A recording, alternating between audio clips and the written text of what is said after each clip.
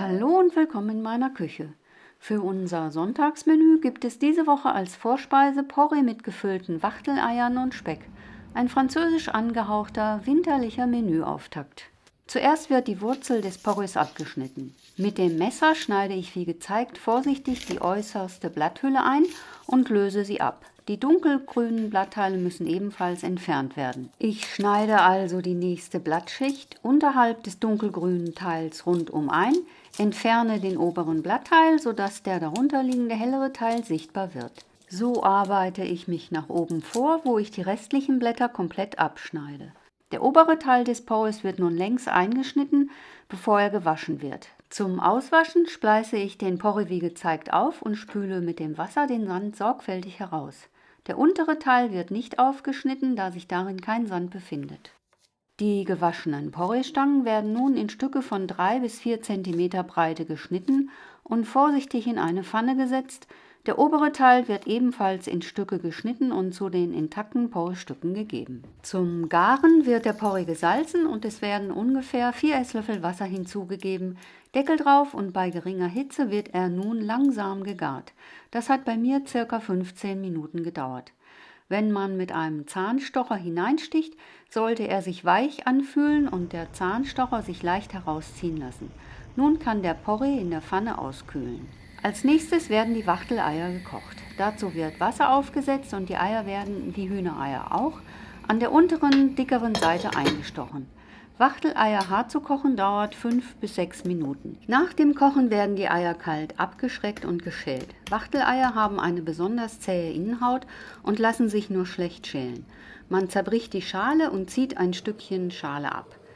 Dann nimmt man am besten das Griffende eines kleinen Löffels, schiebt dieses zwischen Eiweiß und Innenhaut, schiebt es rund um das Ei herum und löst so diese Schutzschicht vom Ei.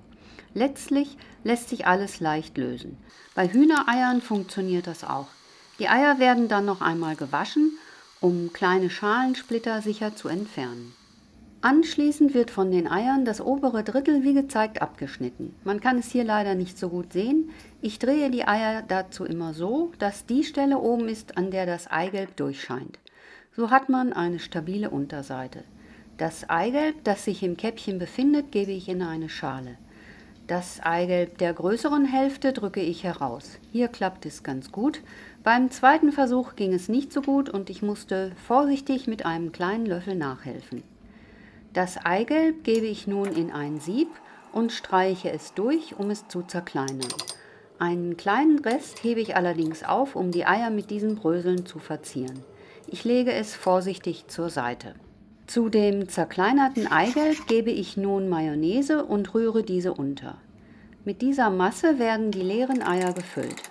Dazu kann man sehr gut eine Garnierspritze nehmen. Für diese kleine Menge lohnt sich der Aufwand jedoch nicht. Also nehme ich einen kleinen Löffel und fülle die Creme vorsichtig hinein. So sehen die Eier aus, die ich nun zur Seite stellen kann. Alles schmeckt besser mit Speck. Deswegen habe ich 2 Scheiben von meinem tiefgefrorenen Speck abgeschnitten.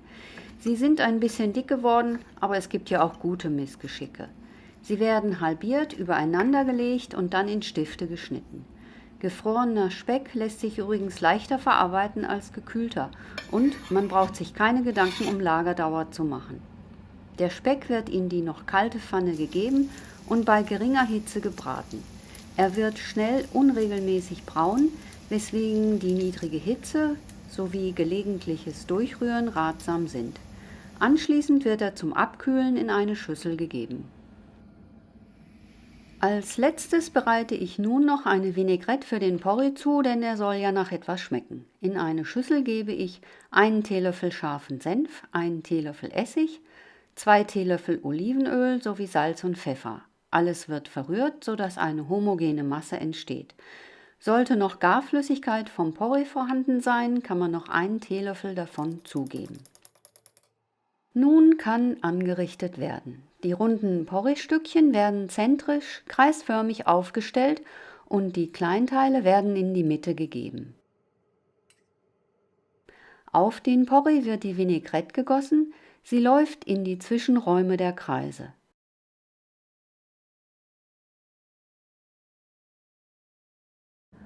Auf diese Grundlage werden nun die gefüllten Wachteleier gesetzt, und zwar so, dass die spitzeren Seiten nach außen zeigen.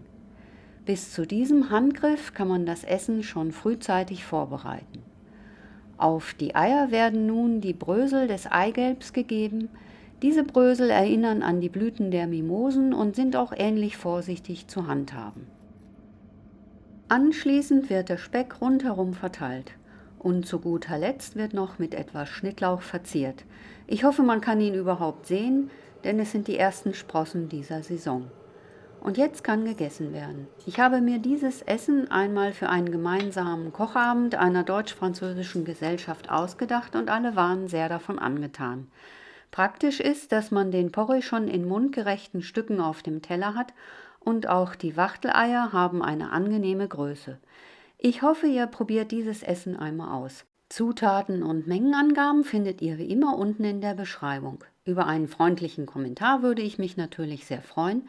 Ihr könnt mir auch auf Facebook und Instagram folgen und wie immer guten Appetit!